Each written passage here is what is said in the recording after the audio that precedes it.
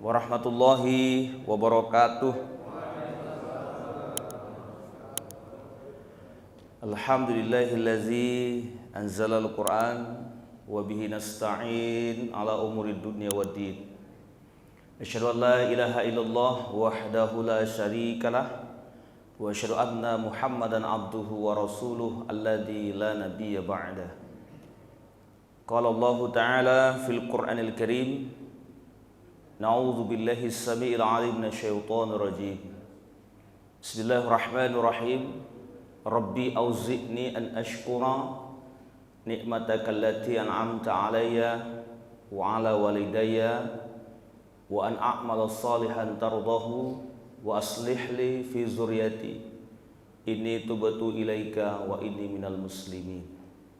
Walhamdulillahi rabbil alamin. Shadaqallahu fil kitabihil karim. Salam takzim, salam hormat kepada pengurus BKM Masjid Al-Muhajirin Bumi Asri, bapak-bapak, ibu-ibu, para orang-orang tua kami, seluruh jamaah sholat subuh yang berbahagia yang dimuliakan oleh Allah.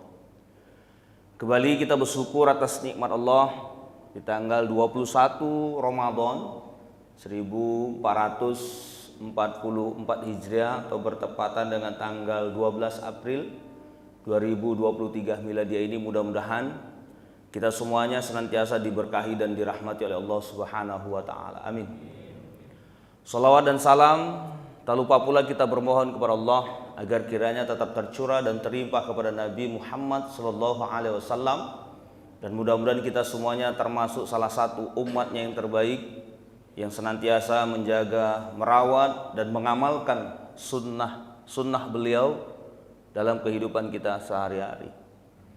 Bapak Ibu yang dimuliakan oleh Allah Subhanahu wa taala, dalam Quran ada satu ayat yang Allah sebut tentang usia Bapak Ibu, yaitu arba'ina sanah, usia 40 tahun.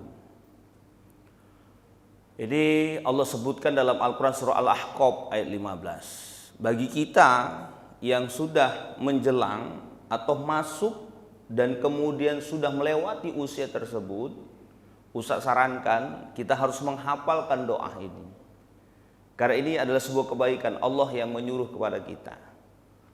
Apa doanya yang kita tadi sebutkan dalam muqaddimah tadi? Rabbi auzi'ni an ashkura ni'mataka allati an'amta alayya wa ala walidayya wa an a'mala salihan tardahu wa aslih li fi dzurriyyati. Ini doa bagus. Maka Bapak Ibu yang dimuliakan oleh Allah Subhanahu wa taala, kita manusia ini ada 3 gelombang kehidupan kita Bapak Ibu. Yang pertama itu disebut namanya gelombang air. Air ini kan sumber kehidupan. Ya. Ini usia 0 sampai 20 tahun. Baru yang berikutnya gelombang udara. Fase gelombang udara ini 20 sampai 40 tahun, dan baru yang berikutnya 40 sampai 60 tahun, ini adalah fase tanah.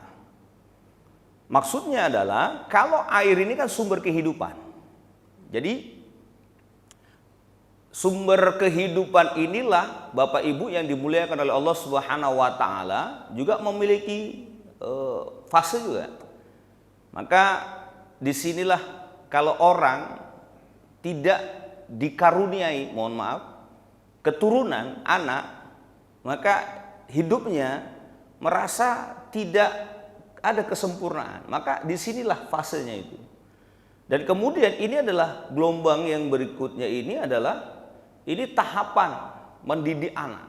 Maka Nabi itu mengingatkan kepada kita di usia 1 sampai 7 tahun, jadikan anak itu sebagai raja. Cintai dia dengan baik. Dan kemudian di usia 7 sampai 14 tahun, jadikan anak itu menjadi tawanan. Artinya apa? Hidupnya diatur semua. Jangan kita yang diatur oleh anak. Gitu. Sekarang kan banyak kita orang tua ini diatur oleh anak. Maka disitulah kita atur anak itu. Baru yang berikutnya usia 14 sampai 21 tahun, Disitulah kita jadikan anak itu sebagai teman, sahabat. Karena ini masa dimana kalau laki-laki kenal perempuan, perempuan kenal laki-laki, jangan sampai nanti anak kita curhat dengan masalah hidupnya itu dengan orang lain. Maka sebaik-baik orang di luar sana menasihati anak, itu nasihat belum yang terbaik. Tapi nasihat yang terbaik itu adalah dari orang tuanya. Meskipun orang tuanya itu perilakunya tidak baik, tapi nasihat untuk anak pasti itu yang terbaik. Maka itu gelombang yang pertama Bapak Ibu. Yang kedua 20 sampai 40 tahun, ya, ini fase udara. Udara ini kan ada di atas, ada di bawah. Maka orang tua kita dulu mengingatkan bahwa kalau di usia 40 tahun kita belum sukses dunia dan akhirat, maka akan sulit mendapatkan hidayah kalau akhirat. Kalau duniawinya, kalau belum kita sukses di usia 40 tahun, maka akan sulit gitu. Akan mendapatkan kesuksesan dunia. Kenapa? Nah, ini dia Bapak Ibu. Maka nanti kita baca lagi, ada hadis Nabi itu, kita ini Bapak Ibu ada empat lonceng kematian yang akan didengarkan oleh kita. Ya, setiap kita ini pasti akan melewati itu Bapak Ibu. Yang pertama usia 40 tahun. Di usia 40 tahun ini menjelang masuk atau lewat sikit aja itu akan didengarkan lonceng kematian. Lonceng kematian bukan bunyi dia kerja enggak, tapi tanda. Disinilah kita nanti Bapak Ibu pintu masuknya 40. Dengan ditandai apa? Ada satu penyakit masuk pada diri kita. Itu usia 40. Kalau nggak kena gula, asam urat, asam lambung, yang pokoknya yang asam-asam itu lah. Itu pintu masuknya 40 Pak. Teman saya mohon maaf udah 3 Pak. Saya ini bulan 10 ini baru 40 tahun Pak. Bulan 10 ini. Bulan 10 ini baru 40 tahun. Teman saya Pak belum 40 tahun ada 3 teman dekat. Yang pertama gagal ginjal. Yang kedua itu serangan jantung.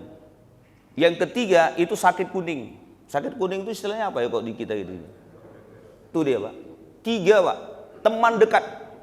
Maka saya khawatir ini usia 40 tahun ini. Tapi saya udah lewati sebelum waktu kemarin itu tahun 2020 kita yang COVID pertama itu. Saya hampir kurus Pak. Kurus kering. Kenapa? Karena penyakit apa? Lambung. Nah itu. Jadi barangkali disitulah fase itu saya kena gitu. Maka Bapak-bapak itu kalau kita bisa melewati usia 40 tahun itu fase lonceng kematian yang pertama, Allah akan kasih fase yang kedua. Lonceng kematian yang kedua itu usia 50 tahun. Kalau kita sudah masuk lewat 40 tahun itu dengan fase itu tadi, 50 tahun agak keras detakan lonceng kematian itu, tup gitu. Dan penyakitnya nggak main-main Pak. Agak lagi keras dia. Baru ketika kita bisa melewati usia 50 tahun, Allah akan kasih kesempatan lonceng kematian yang ketiga itu 60 tahun. Ya, usia 60 tahun. Maka Bapak Ibu kata Nabi nih, sangat sedikit sekali orang akan mendengarkan lonceng kematian yang keempat. Usia 70 tahun dan seterusnya. Begini Pak, Bu, kita bisa nandai. Lonceng itu makin kuat atau tidak kita bisa tahu. Caranya bagaimana mendeteksinya? Ini mendeteksinya Pak. Kita dulu kan pernah muda. Bapak-bapak pasti pernah lajang, nggak mungkin langsung tua begini. Betul? Ibu-ibu juga sama. Kita pernah muda, pernah lajang, ya pernah energik.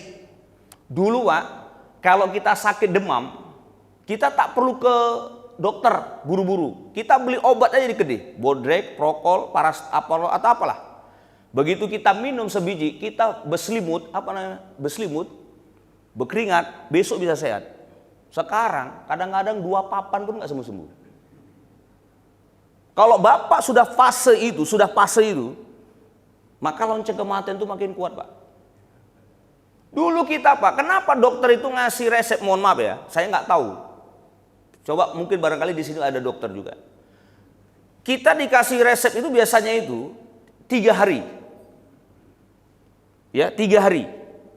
Lebih daripada itu kita akan seriuskan. Oh, Bapak harus cek darah. Atau nanti kalau seandainya itu 2 kali lagi, itu lebih serius. Kita kadang-kadang Pak, sudah berobat sekali, pingin lagi berobat berikutnya. Kenapa? Itu tandanya lonceng kematian itu makin kuat.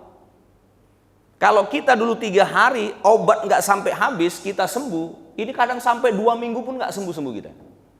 Berarti tandanya itu sudah makin kuat lonceng kematian kita, diingatkan oleh Tuhan. Jangan kita, kalau bahasa anak Medannya, jangan metiku lah gitu.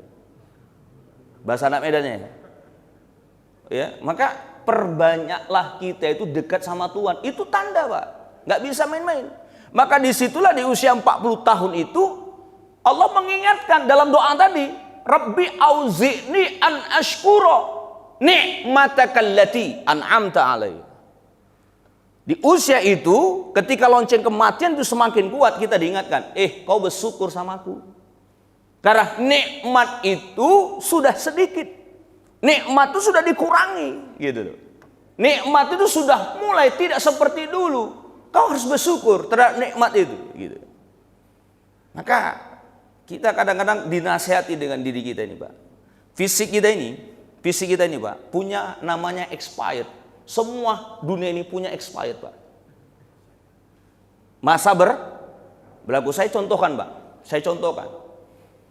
Kalau Bapak tahu bolu, ini bolu yang sederhana, kue bolu. Kue bolu itu punya masa expired, masa berlaku. Nah, kue bolu itu sebelum expired biasanya tumbuh apa, Pak? Kalau 4 hari, 3 atau 5 hari biasanya tumbuh apa biasanya? Cendawan atau jamur. Jamur warnanya apa? Warnanya apa kalau di bolu itu biasanya warnanya apa? Putih, sama kayak kita, Pak. Kita dulu rambut kita hitam, Pak. Sekarang coba cek. Ada enggak cendawannya? Kalau sudah tumbuh rambut putih, tandanya itu sudah mulai expired, Pak. Ya saya serius ini, Pak, serius. Kalau sudah tumbuh putih, tandanya expired. Kalau kue bolu sudah expired, dimakan atau dibuang? Dimakan atau dibuang? Ya dibuang, sama kayak kita, sebentar lagi jasad kita mau dibuang kemana? Ke tanah. Maka fase yang berikutnya, yang ketiga saya sebutkan tadi, fase apa? Fase tanah. Maka ketika di usia 40 tahun ke atas, 60 tahun itu fase kita fase tanah, Pak. Artinya apa? Kita membumi, Pak. Bukan melangit lagi. Kalau di usia sebelum 40 tahun kita harus melangit. Cita-cita harus tinggi, tapi setelah sudah tinggi, ingat, kau balik ke bawah. Kemana? Kita mau entar lagi mau dibuang, Pak. Maka jasad kita ini punya masa berlaku. Kayaknya aja kuat fisik kita ini, Pak. Tapi ada saatnya kita lemah. Gitu. Saya teringat ceramah Ustadz Profesor Dr. Azhari Akmal tadi kan. Ustadz kita di sini kan. Betul. Saya ingat. Kenapa ketika kita azan, ada muazin azan, kata beliau begitu. Ya, Allahu Akbar, kita jawabnya sama Allahu Akbar, Allah. Asyhadu an la ilaha illallah, jawabnya sama kita yang enggak azan. Asyhadu anna Muhammadar Rasulullah, sama jawabnya. Tapi begitu hayya 'alas shalah, kita menjawabnya berbeda. La haula wala quwwata illa billah. Maksudnya apa? Ketika diajak sholat, kita mengatakan kepada Tuhan, tiada daya upaya Tuhan, tanpa imanmu kami nggak datang ke masjid.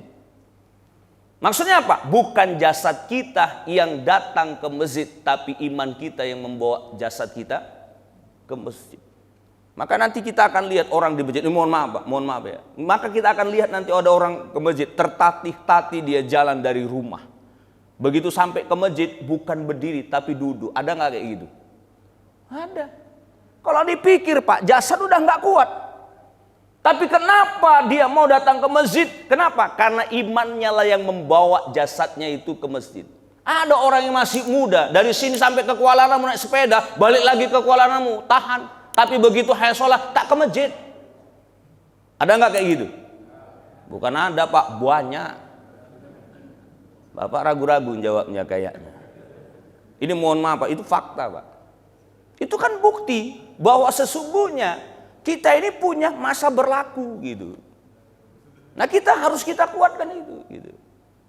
Maka disebut oleh Tuhan itu adalah nikmatakallati an'amta alayya. Baru yang berikutnya yang kedua, nikmat orang tua. Nah, nikmat orang tua ini apa? Nah, maka Bapak Ibu yang dimuliakan oleh Allah Subhanahu wa taala, nanti kita akan jumpai dalam Al-Qur'an surah Ar-Radd ayat 23. Jannatu adni yadkhulunaha wa man salaha min abaihim. Orang akan masuk ke dalam surganya Allah Subhanahu wa taala, penyebabnya itu salah satu orang tua. Maka kalau ada orang tua bersama kita itu salah satu nikmat yang sangat luar biasa, Pak. Itulah yang akan mengantarkan kita salah satunya ke surga gitu.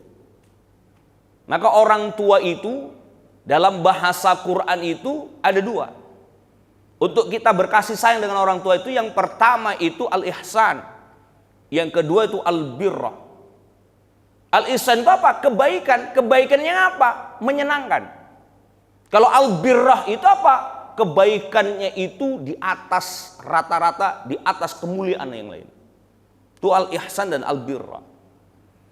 Maka kalau misal kita, Pak, nih ya, kebaikan yang menyenangkan. Kalau bapak-bapak jauh misal rumah orang tua bapak, entah di kampung, entah di daerah-daerah dekat Sintah Sunggal, entah Binjai atau Langkat, atau Serdang Bedagai atau Deli Serang. Kita telepon orang tua kita, ya berapa nomor rekening ayah, berapa nomor rekening oma. Ini nak katanya, tak usah kali lah kau kirim-kirim itu katanya, nggak apa-apa mak. Awak kayaknya nggak sempat Ramadan ini datang ke rumah emak. Ditransfer tetap. Satu, yang kedua, begitu nanti bapak-bapak bilang sama istri, Dek, kenapa bang? Kau masakkan masakan yang enak untuk oma. Ini kita nggak ngomong sama mak kita, sama ayah kita. Kau masakan yang enak, anak-anak besok kita ke rumah nenek, ke rumah kakek, pakai pakaian yang bagus. Kita sampailah ke rumah, ketok pintu, Assalamualaikum, waalaikumsalam. Tuh, cucu nenek datang, bukan kita yang ditanya itu, Pak, tapi langsung cucu. Nah, baru nanti baru emak kita ngomong, tumben datang kok nak katanya. Pasti itu orang tua kita. Baru yang kedua kita sebut. Nah, selanjutnya kita ini mak, kami mau buka puasa di sini. Ini awak makan sama mama, sama ayah. Paling orang tua kita makan tuh nggak banyak-banyak, Pak. Paling 2 gigit, 3 gigit, 1 suap atau 3 suap saja itu udah senang. Kira-kira yang mana yang disenangi oleh orang tua? Yang pertama transfer duit, kita nggak datang, atau kita datang ngasih surprise? Yang mana yang lebih bagus? Yang dua, itu al-ihsan. Yang kedua itu apa? Al-birrah. Maka disebut dalam Quran itu birrah walidain. Inilah contohnya seperti dulu kalau kita kenal namanya Uwais Al-Qarni. Uwais Al-Qarni. Uwais Al-Qarni itu kan sejaman dengan Nabi, cuman nggak bisa jumpa dengan Nabi. Kenapa? Karena ada penghalangnya ketika itu orang tuanya sakit. Maka Uwais Al-Qarni itu ketika ingin jumpa sama Nabi dilarang oleh orang tuanya karena sakit orang tuanya. Maka Uwais Al-Qarni beli kambing, Pak. Kalau di sana domba, ya dari kecil digendongnya, Pak, naik bukit, turun bukit, naik bukit, supaya Pak latihan sampai kambing itu besar, supaya Pak bisa menggendong orang tuanya sampai ke Madinah jumpa Nabi. Ternyata ketika sudah mampu dia, orang tuanya wafat dan Nabi pun sudah wafat. Sampai Abu Bakar pun wafat. Akhirnya Pak tak bisa ketemu dengan Nabi. Maka Uwais Al-Qarni itu selalu disebut oleh Nabi, padahal Nabi tidak pernah bertemu dan Uwais pun tidak bertemu dengan Nabi. Wahai sahabatku, kalau kalian ingin dikabulkan sebuah doa, minta nanti doa kepada anak muda yang datangnya ke sana. Siapa anak muda itu ya Rasul? Uwais Al-Qarni. Padahal Nabi nggak pernah ketemu. Maka salah satu kemuliaan Bapak Ibu kalau kita ikhlas merawat orang tua kita dalam keadaan lemah, maka disitulah doa seorang anak yang merawat orang tua itu mustajab. Di dunia saja dimuliakan oleh Allah, apalagi di akhirat. Baru yang berikutnya Bapak Ibu, wa an a'malas sholihah. Apa itu amal yang solih? Kita harus di usia yang seperti ini Bapak Ibu, 40 tahun ke atas, maka kita harus memperbanyak amal solih. Saya mohon maaf Pak, saya tanya sama bapak-bapak, semua bapak-bapak saya yakin rajin nggak sholat subuh? Ya rajin lah, udah ke masjid pasti rajin kan, betul? Kita rajin sholat subuh. Begitu bapak ibu mendengarkan azan sholat subuh. Pernah nggak? Ini pernah nggak? Sekali-sekali kita malas bangun, sekali-sekali. Kadang-kadang ya Allah kok cepat kali lah baru tidur awal. Kita pernah merasa kita itu, kok cepat kali subuh nih. Kita kadang-kadang ada malasnya Pak. Itu orang yang rajin sholat subuh Pak. Ada semangat kita, tapi sekali ada malasnya. Bagaimana orang yang tak pernah bangun sholat subuh, matinya kayak mana itu? Tak terpikir sama kita itu Pak. Padahal kita selalu berdoa kepada Allah, ya, meminta kepada Tuhan, ya Allah, lindungilah hamba dari sakaratul, Allahumma hawwin alaina fi syakaratil maut. Kita Pak yang masih rajin sholat saja masih berlindung dengan sakaratul maut. Bagaimana orang yang tidak mau bangun ketika dipanggil oleh Allah Subhanahu wa taala untuk memenuhi panggilan Allah? Kita nggak tahu bagaimana. Maka kita minta kepada Allah agar mati dalam keadaan husnul khotimah, baik di dunia ini. Maka kita Bapak Ibu yang dimuliakan oleh Allah, meninggalkan dunia dalam keadaan baik, husnul khotimah. Ya ayyuhalladzina amanu taqullaha haqqa tuqatih wa la tamutunna illa wa antum muslimun. Itu diingatkan oleh Allah. Jangan kau meninggalkan dunia ini bukan dalam keadaan yang beriman. Harus beriman, bertakwa kepada Allah Subhanahu wa taala. Maka Bapak Ibu, usia kita nggak panjang. Maka Nabi Allah memberikan kepada kita satu keistimewaan, yaitu Lailatul Qadar. Ini tanggal berapa ini? 21 Ramadan. Maka tadi niat panitia BKM tanggal 20 berapa tadi Pak? 23 iktikaf. Itu jalan Pak. Iktikaf itu salah satu jalan kita mendapatkan apa? Lailatul Qadar. Lailatul Qadar itu apa? Malam yang lebih baik daripada 1000 bulan. Kalau kita hitung 1000 bulan itu berapa tahun Pak? 83 tahun. Kita belum tentu bisa hidup 83 tahun. Orang Pak kalau udah di atas 80 tahun, 90 tahun, itu biasanya kalau ke masjid susah Pak. Mohon maaf Pak. Ada yang 90 tahun, itu jalan pun payah, tertatih-tatih. Ya, maka ada satu keistimewaan yang Allah titipkan sama kita itu, inna anzalnahu fi lailatul qadri khairum min alfi syahr. Tanazzalul malaikatu waruhu fiha bi isni rabbihim min kulli amrin salamun hiya hatta matla'il fajr. Jadi disinilah kesempatan kita, tangkap itu Pak, ambil kesempatan itu. Maka Al-Qadar itu kan ada 3 artinya. Yang pertama Al-Qadar itu kemuliaan. Yang kedua Al-Qadar itu menyempit artinya. Baru yang ketiga itu ketentuan Pak. Kemuliaan, kita menginginkan kemuliaan Lailatul Qadar itu. Karena dia lebih baik daripada 1000 bulan. Insya Allah kita dapatkan. Dan kemudian yang kedua, ya, Al-Qadar itu artinya menyempit. Menyempit itu apa? Karena tanazzalul malaikah, para malaikat datang ke bumi, menyempitkan bumi ini Pak. Kenapa? Mencari manusia-manusia yang betul-betul dia beribadah kepada Allah, betul-betul dia sungguh-sungguh dia mencari keridhaan Allah. Maka salah satu tadi yang nanti tanggal 23 itu kita akan mencari keridhaan Allah.